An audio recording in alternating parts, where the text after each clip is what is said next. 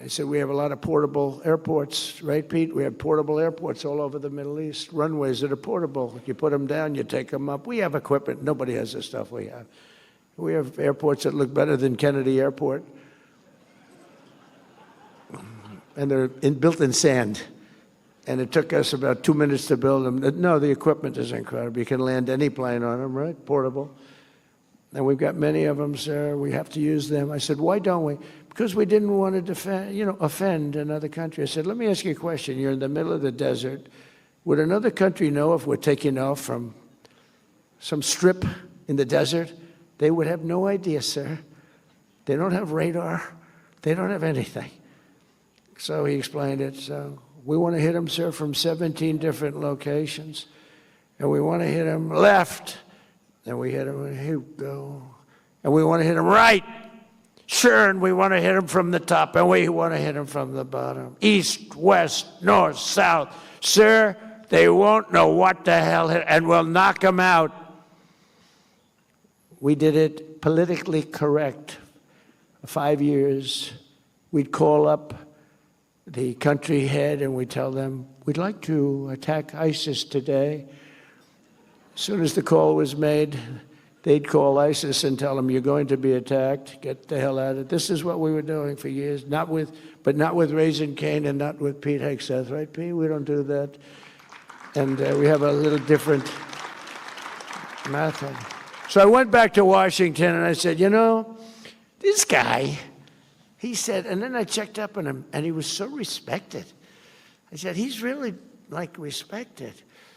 And I called him back. I said, General, go at it. Do good luck. God bless you. And he said, I say that to the people going out every time. And they say it when we give the okay for the attack on Venezuela or the attack on Iran. He says, I say, we all say, we're all in a room together watching. We watch it. We watch these attacks. We always say, God bless you. Have a safe journey. It's a dangerous journey. These are dangerous journeys. Flying through the middle of Iran, they know you're coming, and you're in a B-2 bomber, the most incredible thing, and they weren't able to see it because it's stealth. So good, we ordered 20 more of them, brand new, updated version. I actually said, don't get the updated, just take the one you have. They said, no, sir, the new one's even better. We have a military, nobody has a military like we do. I rebuilt it, by the way, during my first term. I mean, I think it's one of the best things I did. I rebuilt the military during the first term, and now we're really rebuilding the military, right?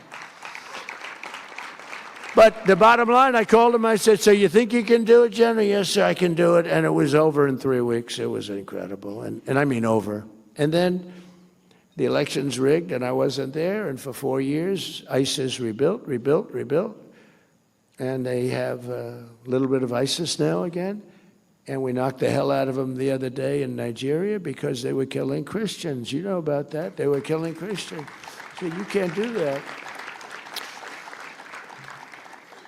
When Christians come under attack, they know they're going to be attacked violently and viciously by President Trump. I know it's not a nice thing to say, but that's the way it is.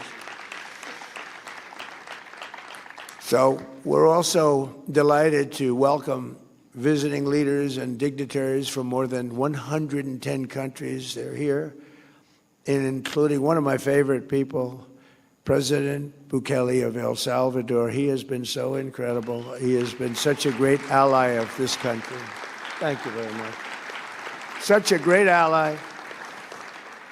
He's, some of you have seen, he operates rather large prisons, like prisons that's so large you can't see from one side to the other unless you have perfect 20/20 eyesight with binoculars. That's how long and big.